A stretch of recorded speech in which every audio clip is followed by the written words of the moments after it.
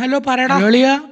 എന്താ പരിപാടി? ഞാൻ നാളെ ഇടേണ്ട റീല് ഷൂട്ട് ചെയ്തോണ്ടിരിക്കണേണ്ടത് അപ്പാ ഞാൻ വിളിച്ചത്. നിനക്ക് റീച്ച് കയറാനുള്ള ബെസ്റ്റ് വഴി ഞാൻ പറഞ്ഞുതരാം. മറ്റേ ആ പെണ്ണിൻ്റെ റീലില്ലേ, കാമാച്ചി മാമ സൈറ്റ് അടിക്കേ, ആ ടൈപ്പ് സാധനം ചെയ്യുക. കത്തി കയറും, കുറച്ച് ട്രോൾ ഉണ്ടാവും, എന്നാലും നീ കയറി പോയിക്കോളെ എയറിലേക്ക്. അത് നല്ല ഐഡിയ ആണല്ലോ. ആ റീല് നല്ല വ്യൂസ് കയറും. അതിനെന്തെങ്കിലും പറഞ്ഞ് ഇവനെ ഒഴിവാക്കണം. ഒന്ന് കളിയാക്കാണ്ട് പോയടാ, വെച്ചിട്ട് പോയേ. നിങ്ങൾക്കൊരു പണിയില്ല, അവിടെ പോയിട്ട് വല്ല പഠിക്കാണ്ടുണ്ടോ? എന്നാ പോ, നിങ്ങൾക്ക് പറ്റാത്ത പണി വെച്ചിട്ട് പോ.